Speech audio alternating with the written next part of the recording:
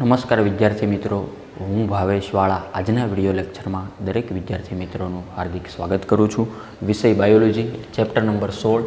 તો વિદ્યાર્થી મિત્રો, લાસ્ટ લેક્ચરની અંદર આપણે વોટર પોલ્યુશન જોયેલું, બરાબર, કે પાણીનું પ્રદૂષણ. તો તેનાથી ઘણા બધા જલીય સજીવોને નુકસાન થઈ શકે, બરાબર. અને ત્યારબાદ બીઓડીની વાત આપણે કરી હતી, બાયોકેમિકલ ઓક્સિજન ડિમાન્ડ. વોટરની અંદર બીઓડીની માત્રા વધે, બરાબર. તો જેના કારણે આપણે વાત ઓલરેડી લઈ લીધી હતી આગળના લેક્ચરમાં કે સૂક્ષ્મજીવો અને ફૂગ છે એનો જે કાર્બનિક માટે એનો ખોરાક માટે ઉપયોગ લઈ શકે, જેથી જલીય સજીવો દાખલા તરીકે મત્સ્ય ઓક્સિજનનું પ્રમાણ ઘટી જશે એ જે તે પાણીની અંદર.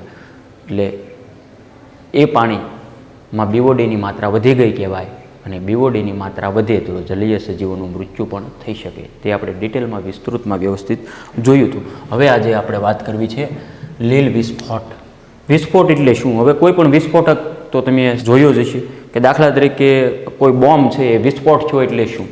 બસ સેમ એવું લીલા રંગની હોય મોટા ભાગે, જોકે એવું જરૂરી નથી. લીલા આપણે ધોરણ 11 સાયન્સની અંદર જોઈ ગયા કે લાલ હોય, બદામી હોય, વગેરે કથ્થાઈ હોય. તો લીલનો વિસ્ફોટ થાય ક્યાં થાય? જળાશયોની જ અહીંયા વાત છે. દાખલા તરીકે આપણે કોઈ નાનું એવું તળાવ આપણે કલ્પના કરી લઈએ. આ માની લો કે આ કોઈ જે તળાવ છે, એમાં વોટર છે.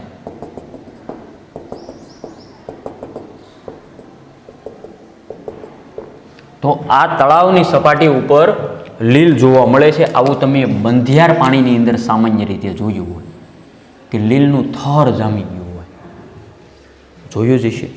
ઓકે, તો લીલ વિસ્ફોટક અથવા લીલ પ્રસ્ફુટન, આવા 2-3 નામ છે, જેને અંગ્રેજીમાં શું કહેવાય? લીલ વિસ્ફોટ, આલ્ગી બ્લૂમ અથવા બ્લૂમ્સ, આલ્ગી બ્લૂમ્સ. જળાશયોમાં, એટલે સામાન્ય રીતે બંધિયાર જળાશયોમાં, જોકે એવું જરૂરી નથી, નદીમાં પણ લીલ જોઈ હોય તમે. કિનારાના જે ભાગ હોય ત્યાં લીલ તમે સારી રીતે જોઈ જ હોય, બરાબર છે. આ દાખલા તરીકે નદી, વહેતું પાણી છે, તો એને સાઈડના ભાગની અંદર પણ કોઈ બંધ પાણી અથવા ધીમું પાણીનો ફોર્સ હોય તો પણ ત્યાં લીલ તમે જોયેલી જ છે. નાનો પડતા કે નથી જોઈએ એમ? હા કે ના? તો કે યસ. જલીય સજીવો પણ આપણે દર્શાવીએ, રસપ્રદ જ આપણે બનાવવું છે, આપણે ક્યાં કાંઈ બાકી જ રાખવું. હાલો, જલીય સજીવો, અહીંયા પણ જલીય સજીવો છે એવું આપણે માની લઈએ. જળાશયોમાં વધુ માત્રામાં પોષક પદાર્થોની હાજરીને કારણે, જો શેના કારણે આવું થયું? જળાશયો એટલે દાખલા તરીકે નદી કે તળાવ, સરોવર, જે કાંઈ તમે લ્યો, એમાં વધુ માત્રામાં પોષક પદાર્થોની હાજરીને કારણે પ્લવકીય, વોટ ઇઝ પ્લવકીય? એટલે મુક્ત રીતે તરતી, બરાબર, એનું ગુજરાતી પણ આપી જ દીધું. પ્લવકીય મુક્ત રીતે તરતી, ઉપર ડૂબી ગયેલી નહીં, મુક્ત રીતે તરતી લીલની અતિશય વૃદ્ધિ થાય. થોડી ઘણી થાય તો વાંધો નથી, પણ અહીંયા શું થયું? અતિશયથી. અને જેને લીલ પ્રસ્ફુટન કહેવાય છે. આખા થરના થર જામી ગયા હોય લીલના, આવા કંઈક. આમ તમે આખું આમ જોવો ઉપરથી તો એ બંધિયાર પાણી છે અથવા વહેતું પાણી છે અથવા જે કાંઈ હોય, તો તમને એમાં જે પાણી જોવા નહીં મળે, આખું લીલું જ દેખાશે. જોકે એનું પાણીનો ગ્લાસ ભરીને તમે જુઓ તો લીલા રંગનું થોડીક શાઇનિંગ આવે, વરિયાળી શરબત હોય તેવું. સામાન્ય રીતે તમે કાચના ગ્લાસમાં જુઓ તમને ખ્યાલ આવે. એ પાણી દુર્ગંધ પણ મારતું હોય, બરાબર, જે પીવા માટે હાનિકારક પણ છે, અને ક્યારેક તો અતિશય ઝેરી છે. બસ આ બધી જ વાત એક સાથે, એટલે વાત થાય પૂરી. હવે આમાં ઘણાને એમ થાય કે સાહેબ આનો ફોટોગ્રાફ્સ આપો તો જોઈએ. બાજુમાં જોઈ શકો એનો ફોટોગ્રાફ્સ. આ કોઈ પાણી છે, બરાબર છે, કોઈ એક નદી કે તળાવ, જે કાંઈ માની લ્યો એ તમે, જળાશય, તો તેની અંદર લીલનું થર છે એ જામી ગયું છે. રેડી? જે જળાશયોમાં અલગ રંગ આપે છે, દાખલા તરીકે લીલા રંગની લીલ હશે તો લીલો રંગ, લાલ હશે તો લાલ રંગ, બદામી તો બદામી. રેડી? આલ્ગમ બ્લૂમ મેં કીધું એટલે લીલ, એટલે લીલ વિસ્ફોટ, જે કાંઈ કહેવાય, લીલનું થર.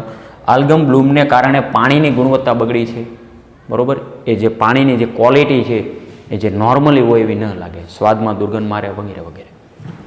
અને માછલીઓ મૃત્યુ પામે છે, કારણ કે બીઓડીની માત્રા ઘટી જાય. તમે સારી રીતે સમજી શકો. ઉપર લીલનું થર જામી ગયું એટલે ઓક્સિજનની માત્રા ઘટશે, કારણ કે આ એ પોષક પદાર્થો છે એ ઓક્સિજનનો ઉપયોગ સામાન્ય રીતે જે કરી જાય છે, બરાબર, સૂક્ષ્મજીવોનું ફૂગ, તો ઓક્સિજનની માત્રા ઘટે તો માછલી એ મૃત્યુ પામવાની છે. અથવા જે તે જલીય સજીવો પણ આવી શકે. જોકે એવું જરૂર નથી કે માછલીઓ જ મૃત્યુ પામે. રેડી. અને કેટલીક પ્રસ્ફુટનકારી લીલ, મેં અહીંયા હાઇલાઇટ લખ્યું છે રેડમાં, એ મનુષ્યો માટે, જોકે લીલનો લોકો ખોરાક તરીકે પણ ઉપયોગ કરે છે. દાખલા તરીકે દરિયાઈ શેવાળ છે તો એનું પણ શાક બને, બરાબર. તો લીલનો ખોરાક તરીકે પણ ઉપયોગ થઈ શકે, એમાં કોઈ ડાઉટ નથી. તો કેટલીક પ્રસ્ફુટનકારી લીલ મનુષ્યો જો એનો ખોરાક માટે ઉપયોગ લે તો, અથવા બીજા પણ પ્રાણીઓ, મનુષ્ય અને પ્રાણીઓ માટે અતિશય ઝેરી છે ભાઈ. જો એને ખાઈ ગયા હોય કેટલીક લીલ, જો કે બધી જ લીલ નહીં, જો અહીં શબ્દ યાદ રાખો તો ખૂબ સહેલું. જળાશયોમાં વધુ માત્રામાં પોષક પદાર્થોની હાજરીને કારણે પ્લવકીય એટલે કે મુક્ત રીતે તરતી લીલની અતિશય વૃદ્ધિ થાય વિદ્યાર્થી મિત્રો, જેને લીલ પ્રસ્ફુટન અથવા લીલ વિસ્ફોટ કહેવાય. ત્યારબાદ શું થાય? આવું લીલ વિસ્ફોટ થયું એટલે શું થયું? અહીં આપણે જોયું કે જળાશયોમાં અલગ રંગ આપે જ તે, એમાં કોઈ શંકા નથી. લીલો હોય તો લીલો, બદામી હોય તો બદામી, બ્રાઉન તો બ્રાઉન વગેરે. આલ્ગમ બ્લૂમને કારણે પાણીની ગુણવત્તા જેવી હોય એવી તો નહીં જ રહી, બગડી જ જશે, બરાબર. અને માછલીઓ મૃત્યુ પામીને કેટલીક આવી જે લીલ છે પ્રસ્ફુટનકારી, જે સ્ફોટન પામેલી હોય આવી સપાટી ઉપર, તે જો મનુષ્ય એનો ઉપયોગ કરે અથવા અન્ય પ્રાણીઓ તો ક્યારેક ઝેરી પણ સાબિત થાય. અને ઝેર એનું જે પોઈઝનિંગ અને જેના કારણે અતિશય માત્રામાં લીધી હોય તો વ્યક્તિ અથવા જે તે પ્રાણીનું મૃત્યુ પણ થઈ શકે. તો ખૂબ સહેલો ટોપિક. જોઈએ નેક્સ્ટ ટોપિક.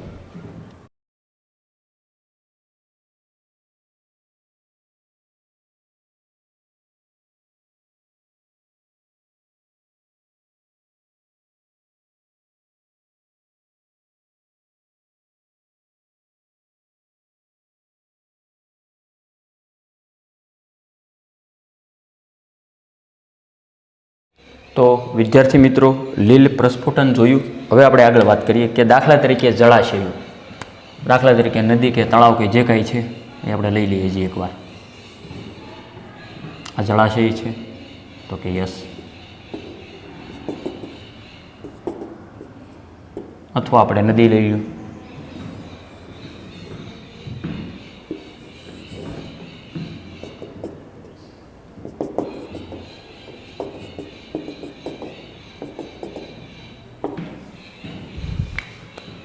હવે આવું તમે ક્યારેક જોયું છે કે નદી કે તળાવ કે જે જળાશયો છે તેની અંદર જાંબુડિયા રંગના પુષ્પોવાળી વનસ્પતિ,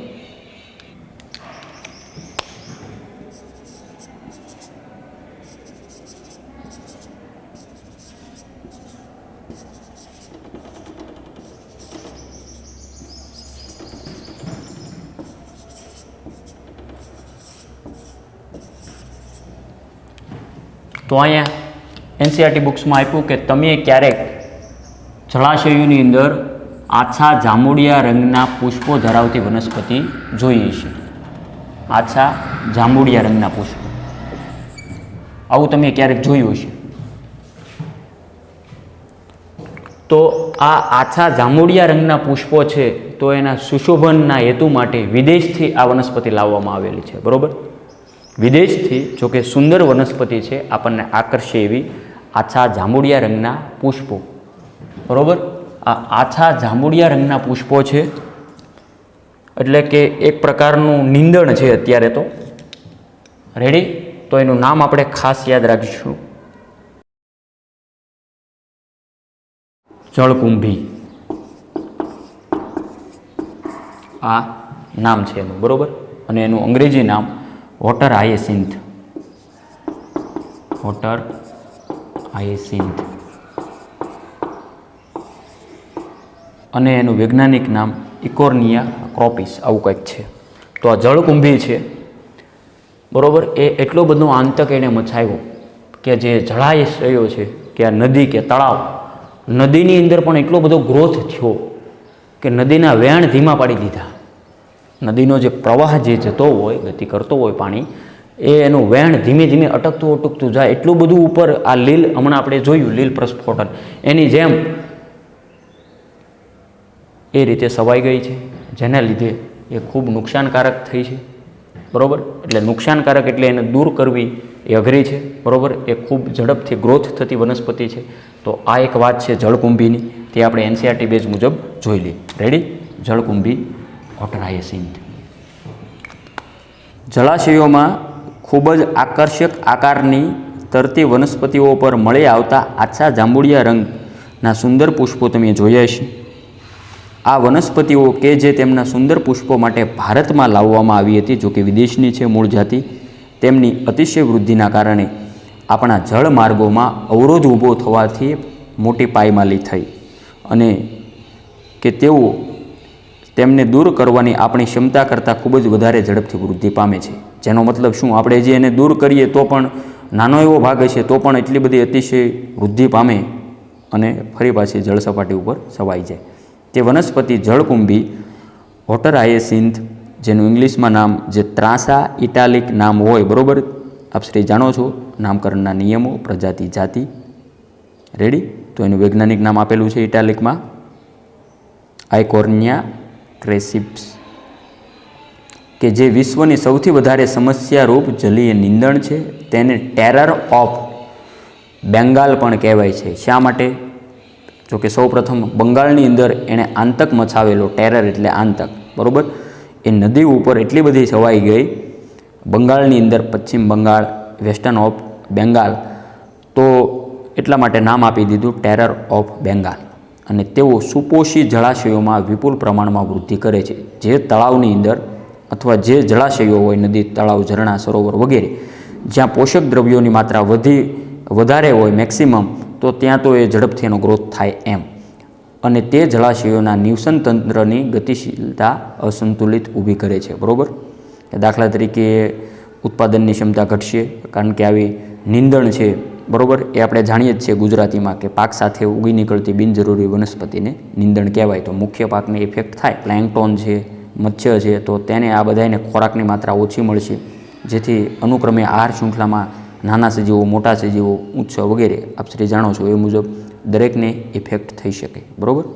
આ પણ બે નાના એવા પેરેગ્રાફ આપણે ગઈકાલના લેક્ચરમાં મેં એક સ્લાઇડમાં છેલ્લે એક તમને વિડીયો આપેલો, તમને યાદ હશે કે આપણા ઘરોની સાથે દવાખાનાઓમાં વાહિત મળમાં ઘણા અનિચ્છનીય રોગકારકો સૂક્ષ્મજીવોનો સમાવેશ થવાની શક્યતા છે.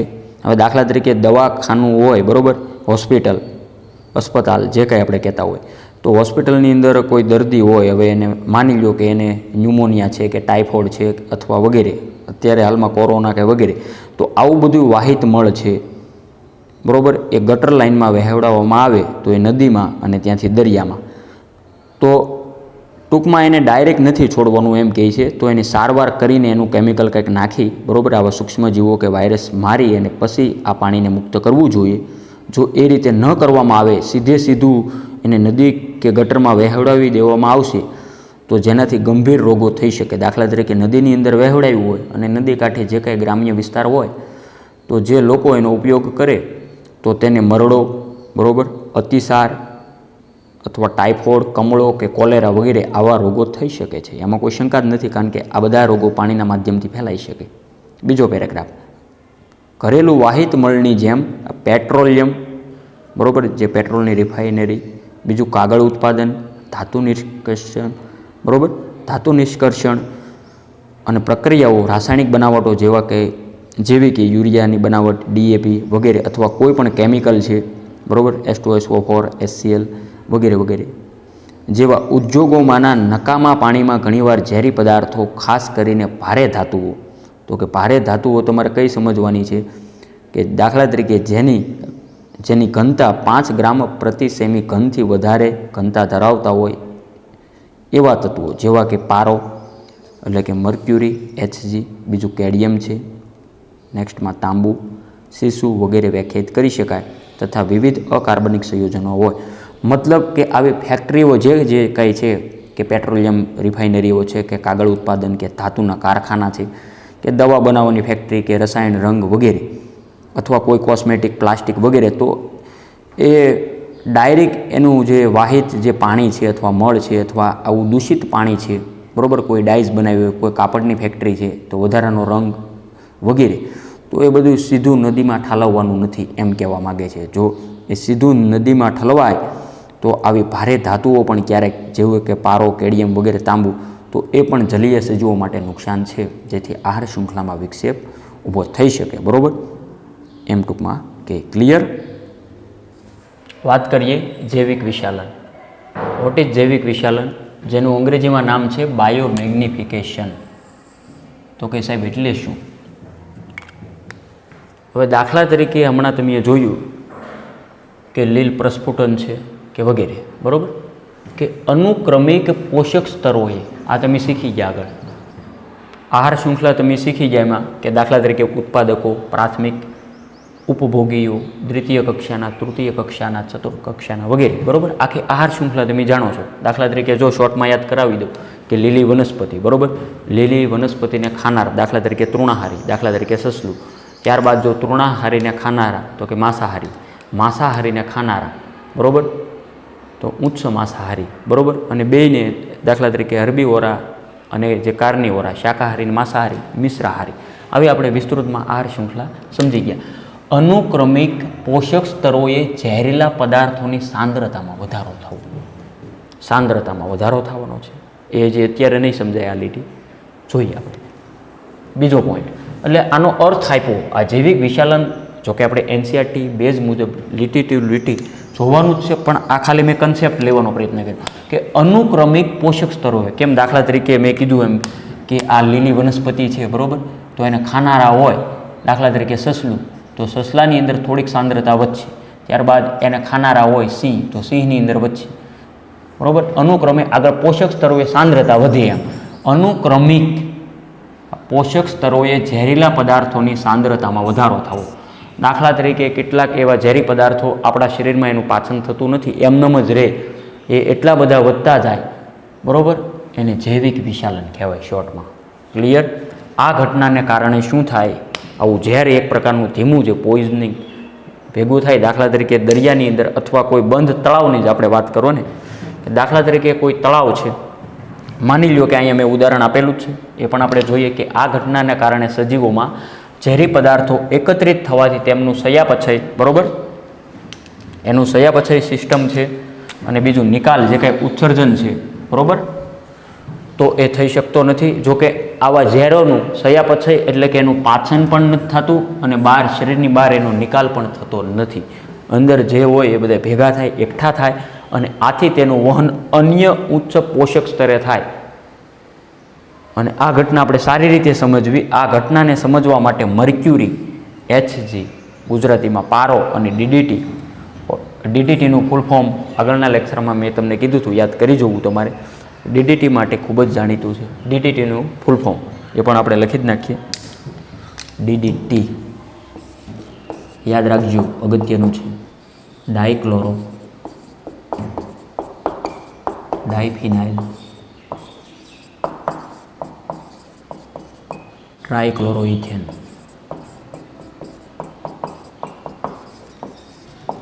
રેડી? ડાયક્લોરો ડાયફિનાઇલ ટ્રાયક્લોરોઇથેન. તો દાખલા તરીકે પાણી, માની લો કે અહીંયા પાણીની અંદર આ દાખલા તરીકે આ જે પાણી છે, વોટર, તો પાણીની અંદર આવી DDTની સાંદ્રતા છે. આમાં આ માની લો આ જે રેડ ડોટ દર્શાવ્યા આ DDT છે. રેડી? હવે બીજી આકૃતિ સેમ આવીને આપણે લેવાની છે બધી જ. હવે આ જે કાંઈ આપણે વોટર દર્શાવ્યું હતું અહીંયા પણ આ જ આવશે. જોજો, આરામથી સમજાઈ જાય કે દાખલા તરીકે પ્રાણી પ્લવકો, નાના નાના સૂક્ષ્મ પ્રાણી પ્લવકો છે, આવા કાંઈક, તો અહીંયા સાંદ્રતા વધી. હવે એને અનુક્રમે ખાનારા, આ બધી આહાર શૃંખલા છે કે પ્રાણી પ્લવકોને કોણ ખાય? નાની માછલી, નાની માછલીને કોણ ખાય? મોટી માછલી, ત્યારબાદ મોટી માછલીને માછલી ખાનારા પક્ષીઓ. હવે આ દાખલા તરીકે પ્રાણી પ્લવકોને કોણ ખાય? તો કે નાની માછલી. અહીંયા દાખલા તરીકે નાની નાની માછલી મેં દર્શાવી, બરાબર. હવે નાની નાની માછલી, નાની માછલીને કોણ ખાય? મોટી માછલી. મોટી માછલીને કોણ ખાય? તો કે માછલી ખાનારા પક્ષીઓ. માની લો કે માછલી ખાનારા પક્ષી આવ્યું છે, એની ચાંચ છે, એમાં આ પક્ષી આને ખાઈ રહ્યું છે, આવું આપણે સમજો. માછલી ખાનારા પક્ષીઓ છે ને, મોજ આવે એવું. તો અહીંયા સાંદ્રતા વધતી જાય એમ. જો કે એનસીઆરટી બુક્સમાં વ્યવસ્થિત આપેલું છે. સૌપ્રથમ આપણે આનો કોન્સેપ્ટ શીખી લીધા, બસ હવે આ સમજવું ખૂબ સહેલું છે. હવે એનસીઆરટી બુક્સ પ્રમાણે જોઈએ. ક્લિયર? ઉદ્યોગોના નકામા પાણીમાં રહેલા કેટલાક ઝેરી પદાર્થો જલીય આહાર શૃંખલામાં જૈવિક વિશાલન કરી શકે. જૈવિક વિશાલનનો અર્થ એ છે કે અનુક્રમિક પોષક સ્તરોએ ઝેરીલા પદાર્થોની સાંદ્રતામાં વધારો થવો. આ ઘટનાને કારણે સજીવોમાં ઝેરી પદાર્થો એકત્રિત થવાથી તેઓનું ચયાપચય કે નિકાલ બોલે તો ઉત્સર્જન થઈ શકતું નથી અને આથી તેનું વહન અન્ય ઉચ્ચ પોષક સ્તરે થાય. આ ઘટના મર્ક્યુરી અને ડીડીટી માટે ખૂબ જ જાણીતી છે. આકૃતિ આપણે જેવી તેવી જોઈએ, હમણાં જોઈએ વિસ્તૃતમાં એનસીઆરટીની પણ. જલીય આહાર શૃંખલામાં ડીડીટીનું જૈવિક વિશાલન દર્શાવે છે કે આ પ્રકારે અનુક્રમિત પોષક સ્તરોએ ડીડીટીનું સંકેન્દ્રણ વધી જાય અને એવું આપણે કહી શકીએ કે જો પાણીમાં આ સંકેન્દ્રણ 0.003 ppb એટલે પાર્ટ્સ પર બિલિયન થી શરૂ થાય તો જૈવિક વિશાલન દ્વારા માછલી ખાનારા પક્ષીઓમાં વધીને તે 25 ppm સુધી પહોંચી શકે. તો કે સાહેબ આ બધા આંકડાકીય માહિતી ક્યાંથી આવી? બધી એ કાંઈ નવું નથી, આકૃતિમાં જ છે, હમણાં આપણે જોઈ લઈશું. ડીડીટીની ઊંચી સાંદ્રતા. હવે દાખલા તરીકે ડીડીટી છેલ્લે સૌથી વધારે મેક્સિમમ આવશે તો કે પ્રાણી પ્લવકોમાં થઈ નાની માછલી, મોટી માછલી અને માછલી ખાનારા પક્ષીઓમાં આવશે. તો માછલી ખાનારા પક્ષીઓ સામાન્ય રીતે ઈંડા મેકે છે, બરાબર? તો તેમાં સાઈડ ઇફેક્ટ થવાની છે. શું થાય? તો ડીડીટીની ઊંચી સાંદ્રતા પક્ષીઓમાં કેલ્શિયમના ચયાપચયને ખલેલ પહોંચાડશે.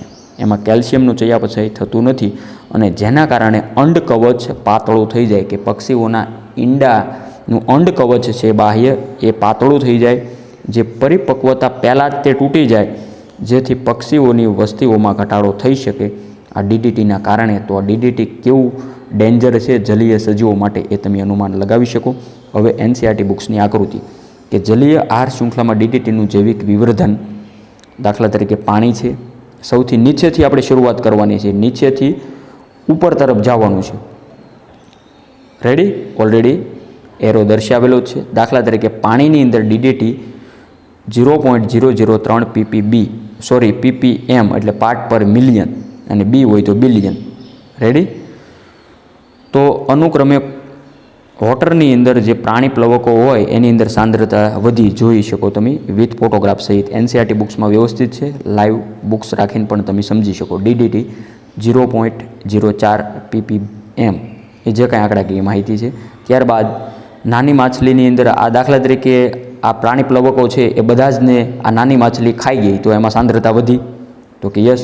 હવે આવી માછલી તો ઘણી બધી છે, નાની નાની માછલી. હવે નાની માછલીને અનુક્રમે મોટી માછલી એને ખાઈ જાય તો નાની માછલીમાં 0.5, મોટી માછલીમાં 2 ppm અને માછલી ખાનારા પક્ષીઓમાં 25 ppm સુધી સાંદ્રતા વધી શકે. તો આ એક પ્રકારનું ઉદ્યોગો દ્વારા નકામું જે ઝેરી જે કંઈ પદાર્થો છે એ એકઠું થવું પાણીની અંદર અને જલીય સજીવો દ્વારા આહાર શૃંખલામાં આગળ વધે. શોર્ટમાં એને જૈવિક વિશાલન બોલે તો બાયોમેગ્નિફિકેશન કહેવાય. ક્લિયર?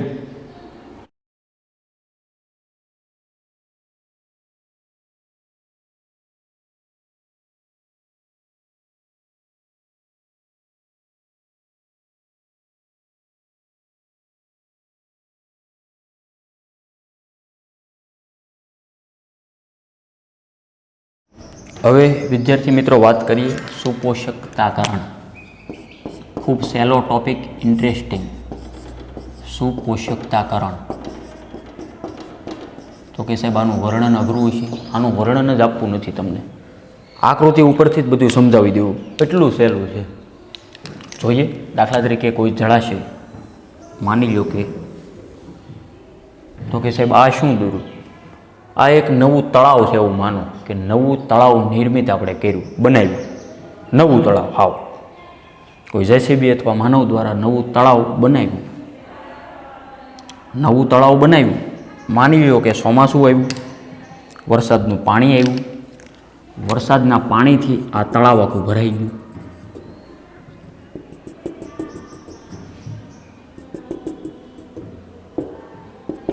હજી બનાવ્યું જ છે આ તળાવ, એવું સમજવાનું છે તમારે. નવનિર્મિત છે, નવનિર્મિત જળાશય એટલે કે તળાવ, નવું બનાવેલું તળાવ,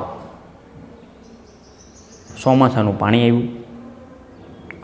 હવે દાખલા તરીકે બાજુમાં કોઈ જૂનું તળાવ છે વર્ષોથી, 8-10 વર્ષથી, એનું પાણી તમે અડશો અને નવા તળાવનું પાણી છે, નવનિર્મિત બનાવેલું તળાવ, તો એ બંને પાણીમાં ડિફરન્ટ છે.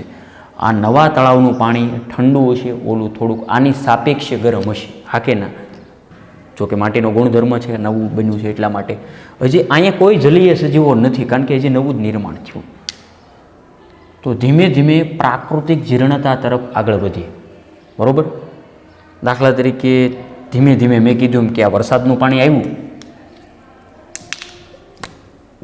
તો જે કાંઈ આ વાદળા છે, બરાબર, એનો વરસાદ થયો, તો જે કાંઈ નદી સ્વરૂપે અથવા રેતી કાંપ માટી, તો આવું વધારાનું સ્લજ રગડો જે કાંઈ છે, આ બધું જે તળાવના તળિયે એકઠો થવાનો છે. આવું થાય કે ન થાય? તો કે થાય. ધીમે ધીમે ધીમે ધીમે અમુક વર્ષો પછી, એમ હાવ એમ આ 1-2 દિવસની રમત નથી, ધીમે ધીમે ત્યાં અમુક પ્રાણી પ્લવકો છે કે વનસ્પતિ પ્લવકો એ વૃદ્ધિ પામશે. હા કે ના? ધીમે ધીમે નાની નાની સૂક્ષ્મ જીવો, જીવડા, બધું આપણી ભાષામાં. ત્યારબાદ અનુક્રમે માછલી છે વગેરે વગેરે એનો ડેવલપ થાય આખા તળાવની અંદર. તો કે હા. અને ત્યારબાદ જલીય વનસ્પતિ, બરાબર, અડધડ એટલે કે અડધી ડૂબેલી અડધી તરતી. ત્યારબાદ ધીમે ધીમે જલીય વનસ્પતિ, બામ, સિંગોડા, કમળ, પોયણા વગેરે જે કાંઈ હોય જલીય વનસ્પતિ ગ્રોથ થાય વગેરે. આવું તમે સમજો છો. 2 કે 5 વર્ષ પછી જુઓ તો ખૂબ ફળદ્રુપ આ નવું તળાવ બની ગયું છે, જલીય સજીવો વગેરે વગેરે. હવે માની લો કે વરસાદ ન થયો અથવા થોડોક ઓછો થયો, તો અમુક સમયે આ તળાવ ધીમે ધીમે બુરાઈ જશે. હા કે ના? આ તળાવ માની લો કે આ માટીથી બુરાતું ગયું, હવે એટલું જ રૂ સીસરું થતું ગયું, હવે એટલું જ રૂ, હવે જવું છું. હવે આ રીતે થાય ત્યારે વનસ્પતિઓ સારી રીતે ગ્રોથ થશે. અહીંયા જલીય વનસ્પતિ જ છે જ તે, બરાબર. અહીંયા બાજુમાં મોટી વનસ્પતિઓ હશે. હા કે ના? આવી સારી ગ્રોથ થાય એવી બધી વનસ્પતિઓ ગ્રોથ થઈ છે. હવે માની લો કે આ બધું જ ધીમે ધીમે, હવે આ પાણી સામાન્ય રીતે શરૂઆતમાં તો ઠંડુ હતું, હવે અમુક વર્ષો 2-5 વર્ષ પછી મેં કીધું કે આ પાણી થોડુંક ગરમ છે, તો ત્યાં થોડાક એ પ્રમાણે અનુકૂલિત છે એવા સજીવો જોવા મળશે. હા કે ના?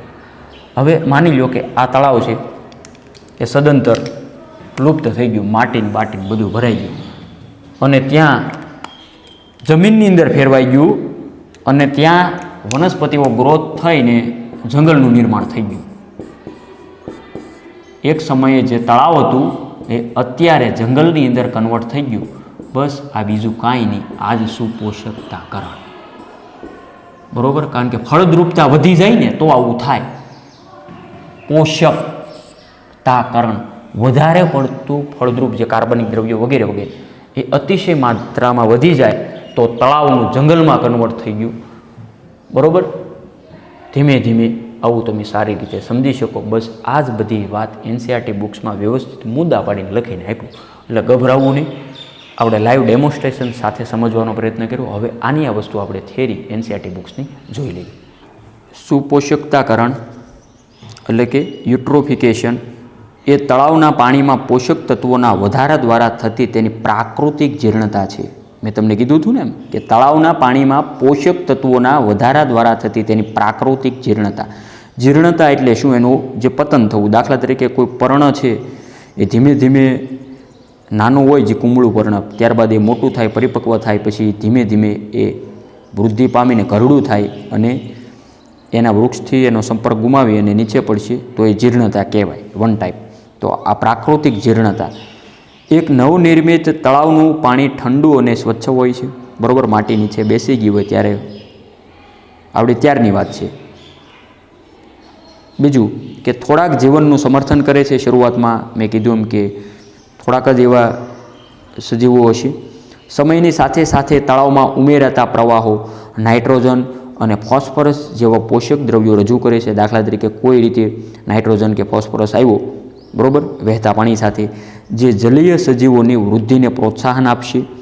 જેમ જેમ તળાવની ફળદ્રુપતા વધે, બરાબર, તેમ તેમ વનસ્પતિ તથા પ્રાણી જીવન નવા નવા પ્રાંગરતા જાય, એટલે એનો વિકાસ થતો જાય અને કાર્બનિક અવશેષો તળાવના તળિયે જમા થતા જાય. સદીઓથી કે તેમાં જેમ જેમ કાંપ અને કાર્બનિક અવશેષી પદાર્થોના ઢગલા થતા જાય છે, તેમ તેમ તળાવ સીસરા અને ગરમ થતા જાય છે. બીજું કે તળાવના ઠંડા વાતાવરણમાં જીવન જીવતા સજીવોના સ્થાને ગરમ હુંફાળા પાણીમાં સજીવો જીવન જીવે છે, એવા સજીવો અનુકૂલન સાધી લે છે. ઘાસમય નિશાણવાળા એટલે કે કળન ભૂમિ વિસ્તાર, એટલે કે જે ગારો હોય આપણી ભાષામાં, જે માટી, બરાબર, એવું બધું ધીમે ધીમે નહીં પાણી ને એવું બધું ઘટ આખું બની જશે તેવો ભાગ. રેડી? તો કળન ભૂમિ વિસ્તારની વનસ્પતિઓ સીસરી જગ્યાએ મૂળ જમાવી લે છે અને તળાવના મૂળભૂત તટ પ્રદેશને ભરી દે છે. આખરે જે તરતી વનસ્પતિઓ મોટી સંખ્યામાં જે તળાવમાં ભરાઈ જાય અને ભેજવાળી પોચી જમીન એટલે કે પંકભૂમિ બનશે. બરાબર, આ ધીમે ધીમે ટૂંકમાં જે તળાવમાંથી જંગલનું નિર્માણ થવા જઈ રહ્યું છે અને છેવટે ભૂમિમાં પરિવર્તિત થઈ જાય, જમીનમાં કન્વર્ટ થઈ ગઈ. આબોહવા, તળાવનું કદ અને અન્ય પરિબળોને આધારે તળાવના આ કુદરતી જીર્ણતામાં હજારો વર્ષો લાગી શકે છે. જોકે આ કાંઈ શોર્ટ સમયમાં ન થાય, પણ હજારો વર્ષના ગાળે. છતાં પણ ઉદ્યોગો અને ઘરના કચરા જેવી મનુષ્યની ક્રિયાવિધિઓથી જીર્ણતા વયવૃદ્ધિઓની પ્રક્રિયામાં ઘરમૂળમાં ગતિ વધવા પામી છે. મનુષ્ય આના માટે જવાબદાર છે. જો મનુષ્ય ધારે તો આમાં 15 દીમાં આવું બધું થઈ જાય, એટલે તો ફોર એક્ઝામ્પલ, તો આમાં સમયનો વધારો થઈ શકે. બરાબર, એટલા માટે કીધું ને, આ ગતિ ઘરમૂળથી ગતિ વધવા પામી છે મનુષ્યની પ્રવૃત્તિના કારણે. દિવસે ને દિવસે અત્યારે તળાવો બુરાઈ રહ્યા છે એમ કહેવા માગે, આ મનુષ્યના કારણે. અને આ ઘટનાને સંવર્ધિત કે પ્રવેગિત સુપોષકતાકરણ કહીએ છીએ. ગત શતાબ્દી દરમિયાન પૃથ્વી પરના ઘણા ભાગોમાં તળાવો વાહિત મળ અને કૃષિ વિષયક કે ઔદ્યોગિક નકામા કચરાથી સુપોષિત થયા છે અને તેની મુખ્ય અશુદ્ધિઓ નાઇટ્રેટ્સ, ફોસ્ફેટ છે કે જે વનસ્પતિઓ માટે પોષક તત્વોનું કામ કરે છે. તેઓ લીલની વૃદ્ધિને અતિ ઉત્પ્રેરિત કરે છે, જેના કારણે તે જગ્યાએ જોવા ન ગમે તેવું લીલું આચ્છાદન બને છે. એ હમણાં આપણે લીલ પ્રસ્ફુટન જોયું તેમ. અને તેમજ દુર્ગંધ આવે છે આવા વિસ્તારમાં, આપણે સમજી શકીએ. અને પાણીમાં ઓગળેલા ઓક્સિજન કે જે અન્ય જલીય જીવન માટે અતિ આવશ્યક છે તે ઘટી જાય છે, એટલે બીઓડી. અને એ જ સમયે જે તે તળાવમાં વહીને આવેલા અન્ય પ્રદૂષકો માછલીઓની સંપૂર્ણ વસ્તીને ઝેરી બનાવી શકે, જેના વિઘટનના અવશેષોથી જે પાણીમાં ઓગળેલા ઓક્સિજનની માત્રા વધુ ઘટી જાય અને આ પ્રકારે એક તળાવની જૈવિકતા વાસ્તવિક રીતે ઘૂંટાઈને એટલે કે રૂંધાઈને મૃત્યુ પામી શકે. બરાબર, એટલે આ એક જે તળાવમાંથી જંગલનું નિર્માણ કેવી રીતે થયું તેની વાત આપણે જોઈ. બરાબર, જે તળાવની અંદર ફળદ્રુપની માત્રા વધારે હોવી જોઈએ, તો આવી સુપોષકતાકરણ હજારો વર્ષના અંતે પણ થઈ શકે. તો વિદ્યાર્થી મિત્રો, આના પછી આપણે જે થર્મલ પાવર પ્લાન્ટમાં જલીય જીવન પર શું અસર જોવા મળે, તો એક નાનો એવો પેરેગ્રાફ આ મુદ્દામાંથી બાકી છે, એ આપણે નેક્સ્ટ વિડીયો લેક્ચરમાં જોવાનો છે. તો વિદ્યાર્થી મિત્રો, આજનો વિડીયો લેક્ચર એટલે સુધી રાખીએ. આને રિલેટેડ કાંઈ વિડીયો હશે તો આપણે છેલ્લે લાસ્ટમાં જોઈએ થોડોક extra.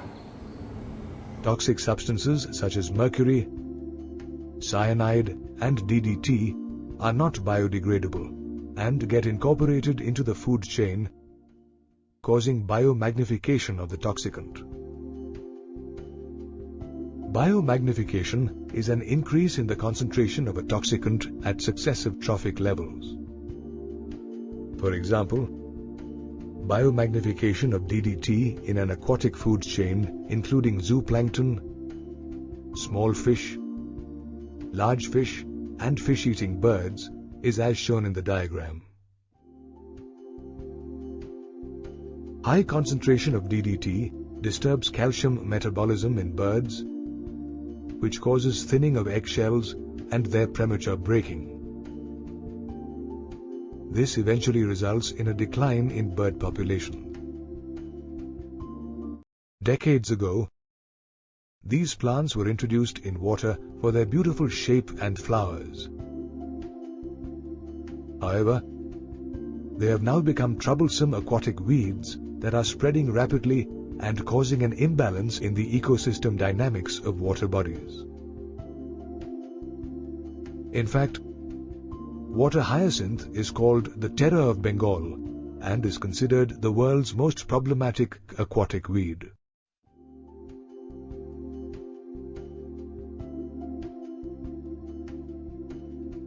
Another effect of sewage is eutrophication of water bodies, which is nothing but the aging of a lake by biological enrichment of its water. Usually, eutrophication of a lake is a natural process that may take thousands of years depending on climate and the size of the lake.